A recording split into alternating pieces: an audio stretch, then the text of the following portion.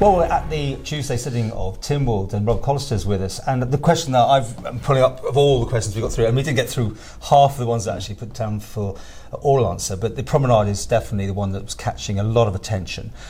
You were approaching Mr. Harmer with the tourist hat on, I mean, presumably, because... Definitely, yeah. Concerns still... I can't get him yet in front of the camera, he's got scheduling issues, but you put various things to him, and other people also came in on it, but you asked one or two questions over and over again trying to get a definitive answer. Yeah, did you get it, did you, or did you? No, I didn't get the answers I wanted, but we'll get a second bite of the cherry on Friday when the Minister and the CEO and other senior officials within the Department of Infrastructure goes before our committee, which is the Environment and Infrastructure Policy Review Committee, which has myself, Claire Betterson and Chris Robershaw on there. So we will be taking evidence on Friday from the Minister, as I've said, and we'll also be taking evidence from businesses.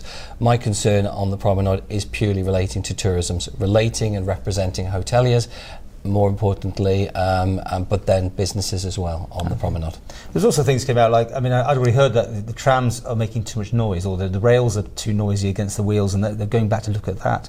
Some of the concrete, potentially, question marks about that. What did you pick up? Yeah, I mean, that's the sort of information I've been given over the last several weeks.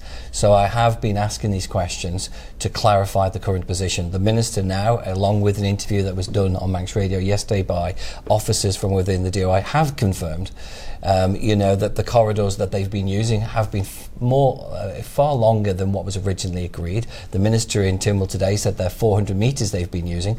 I'm not sure exactly what size they originally, but they were never going to be 400 metres, which has had a detrimental effect on businesses. I think they've now confirmed that there is some issues relating to parts of the concrete that's gone down, which I feel may have to be lifted. But this is all about the engagement with those businesses, and one of the key questions I asked the Minister is how many meetings has he had, him personally, as the Minister, going down onto that promenade, speaking to businesses. You asked that more than once? I asked him more than once. Did you get the answer you wanted? No, I didn't. He didn't. He refused to answer it. And I think that's very poor of him, because I know I've been down several times. I had something scheduled one day, a business contact me, and I made sure I cancelled everything else and went down. Even though I had something personal scheduled, I cancelled it. I went down and spoke to those businesses. And from that, I started raising questions.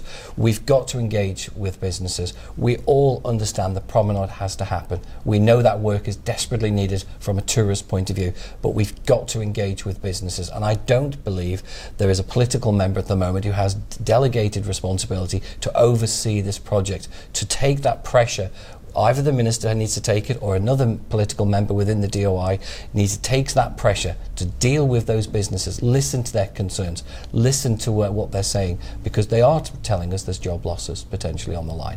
They are telling us the take-ins are down significantly, far more than I would ever imagine. So somebody has to start listening to those businesses and start really taking their sort of concerns forward. And he's a Minister who should be, in your view, taking the flak for this, going down there, talking to people, coming back with answers? Absolutely. I feel the Minister should be going down to the promenade, speaking to businesses, however difficult that is. Now, I've had to do that with a tourist hat on. I've had to go onto the promenade. I've spoke to hoteliers. I've spoke to businesses. I've spoke to other people and sat there and took the flak as they tell me that they are struggling. The coaches are having difficulties dropping people off. People cannot access businesses. Now, prime example, if you park in the Summerland car parking area, which is really good that the department has given parking, if you accidentally walk along the promenade, you get to your destination where you want to go, you then go to cross the road, you can't. You have to walk all the way down to the Queen's Hotel, or you have to walk all the way back up to Summerland and then go around. How frustrating is that for a visitor who, say, for example, apologies, there are other hotels available, we'll use the Regency. They park at Summerland, they walk along the prom, enjoying their sort of stroll, they go to cross the road, and there is absolutely no crossing point there. So you have to go back up to Summerland and come around, or you go down to the Queen's and come around that way. The corridors are far too big at 400 metres at a time. Well, Mr. Bagley's been one of the people we talked to about this, and obviously major concerns from him and everybody else along there. But, are we using the compensation word here? Is that the only answer to this problem now, is to pay people out for loss of earnings, or do people go under? I think we've got to be very careful, especially now that the Minister has also admitted that there is a 9-10 week delay. They will have to catch that up. Now, how they catch it up, I'm not too sure, but it cannot be at the detriment of businesses already. Now, one of the solutions, I think was already peppered around a few weeks ago, was that they make those corridors longer. So they're longer than 400 metres. So that really will have a severe effect on those businesses. So what we've got to do is work with businesses, have the areas corridors slightly shorter, gateways to access businesses. Businesses accept that there's going to be disruption. I think they all accept that because they know what's at the end, the prize. But what they desperately need is proper engagement. Now, the DOI have again said they have a dedicated person who deals with those inquiries. I'm not sure the hoteliers are getting that service, but I think more importantly, the way our system works, they want somebody politically to go down and explain what's going on and to listen to their concerns. This 9-week holdback, I mean, Jeff Robinson went on the radio today to talk about this, although I didn't seem to find any answers of why exactly has gone on, but today in Tynwald they were saying that it's just the usual thing of they come across things that they weren't expecting. I think it's very difficult for me with a tourist hat on, but I think they've got the priorities wrong. They've seemed to put in this central corridor first with regard to the horse trams. I don't understand who made the decision of making the horse tram corridor the priority, and I know there's conflicting information on that as well, and that needs to be bottomed out. But what we do need, and I keep repeating that message, is the department, especially on a political level, they need engagement with businesses, and we've got to monitor. Now, this does cross over into my own department, which is the Department for Enterprise, which is there to encourage businesses, and it's there to encourage and to grow tourism. So we are in the height of our tourism industry and period, so we've now got to be really sympathetic to what's going on. Do you think Mr Harmer can see this through? I mean, is he now getting to the point where there's not enough faith in him from other members? Certainly, I mean, Chris Robert Shaw, who's done an interview with me on the Prom, he was jumping up and down today. I mean, he was furious, wasn't he? I mean, absolutely. I think there's a lot of members furious, and I think probably the Minister will deny that, but I think anyone who was in Tynwald today could see there was a lot of frustration in the answers that Mr Harmer gave.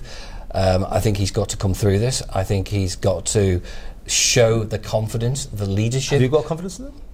I don't at the moment, today. No, I don't. And I hopefully, when I sit down with him on Friday and we take the evidence from him, that he will reassure me with the Policy and Review Committee that what he's doing to turn that corner. But he needs to. If he can't do it, I understand that most ministers are very busy. Their departments are very wide-ranging. If he cannot deliver and go out and speak to those businesses to ease those concerns, then he needs to appoint somebody very quickly, very experienced political member to take on the political responsibility, because that is how our system works.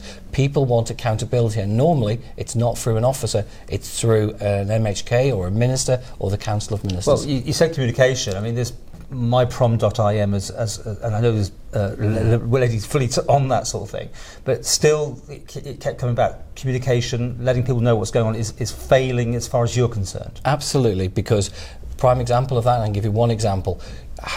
How did the department communicate that they were extending those corridors to 400 metres, which was not the original idea? So how was that communicated? Did all businesses get a letter? Did somebody go and speak to those businesses and say, we're 9-10 weeks behind, we need to extend these corridors, we do apologise, but what we've done is we've put parking either side, or we are here if you're having difficulties. Tell us what difficulties you have. Yeah, at the end of the day, you accept it has to be done. Everyone's accepting Absolutely. that now, and it's going to be benefit when it is done. It's pain without the gain, right? Well, you kind of both pain and gain is required on this one. I think you're absolutely right. I think every business accepts there is going to be some pain, but that pain is meant to be an escalating thing down the promenade, whichever way they want to do it. But it's not supposed to be, well, we found a problem here, so we'll start doing this next one, and the corridors start expanding. And that's the problem. It's those corridors, they are 400 metres at a time. Plus, all the pain that businesses have already gone through, we've now identified that there is there are certain elements of what's already gone down is going to have to be dug up again. That is going to be more inconvenience for those hoteliers and those businesses. And I'm just really concerned, as with a tourist hat on, how many of those hoteliers will be around in 2 years' time? How many of those businesses will be around? My concern, my focus is solely, is on the hoteliers, to making sure that our visitors are looked after, making sure that somebody's listening to our hoteliers. I'm listening to them. The Department for Enterprise is listening to them. What we do need now is Treasury on side to try and work with these businesses, and we need a political member responsible to be accountable for the Promenade until it ends. Well, it's certainly one of my most popular ones to watch, anything about the Promenade. Mr. Harmer promises a monthly interview. That hasn't happened. Jeff Robinson's doing interviews to some media, but not all media. I'm asking, obviously, for him now to come in front of the cameras, because it is a question, I think we're going back on the same thing here, about telling people what's going on and when the end is likely to be in sight on any particular thing. If you speak to businesses, they will say they've been ignored, that there is just no engagement. And I think the other thing which businesses it really upsets businesses, especially hoteliers, when they're looking out and there's nobody working. I've gone and I actually did it myself. I went onto the Promenade, and you head towards the Terminus Tavern. I saw 4 or 5 people working most days. That to me is not showing the urgency in order to get that scheme finished. And I'm not too sure exactly how they're going to make up the 9 to 10 weeks without going over budget or without having a further detrimental effect to local business.